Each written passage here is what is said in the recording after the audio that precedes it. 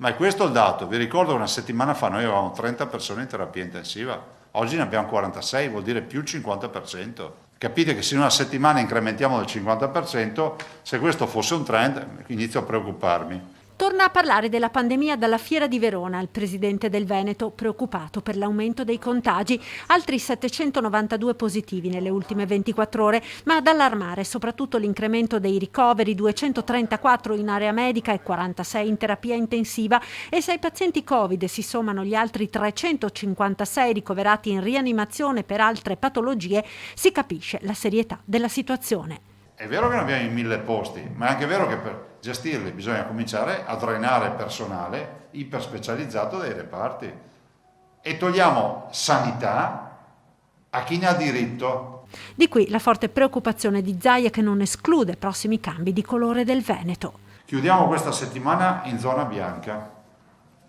quindi il Veneto resta bianco. Però ragazzi, non sai che è scritto su uno dei 10 comandamenti scritto scolpito sulla pietra. Se continuiamo ad andare avanti così, insomma, fra qualche settimana magari qualche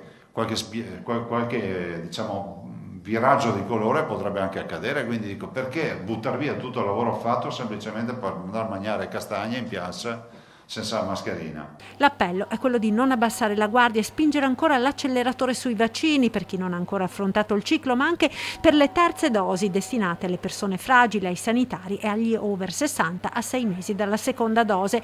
La novità delle ultime ore riguarda i 76.000 veneti che hanno ricevuto il monodose Johnson & Johnson, che da oggi possono prenotare la dose booster con un vaccino a RNA a prescindere dalla loro età. L'altra novità riguarda chi ha fatto un vaccino non riconosciuto dall'EMA, come lo Sputnik, ad esempio molte badanti o lavoratori dell'Est Europa. Possono fare anche loro la dose aggiuntiva booster, sempre con un vaccino a RNA, quindi Pfizer o Moderna, dopo 28 giorni e entro i 6 mesi. Infine, un accenno ai focolai conseguenti alle manifestazioni No Green Pass a Trieste, che hanno fatto salire alle stelle i contagi nel capoluogo giuliano. Impossibile sapere quanti dei positivi in Veneto siano da ricondurre a quelle manifestazioni. Viene fatto il contact tracing, ma poi sta nella disponibilità del singolo dire io sono stato a manifestare lì piuttosto che da un'altra parte, oppure dire non so dove l'ho preso.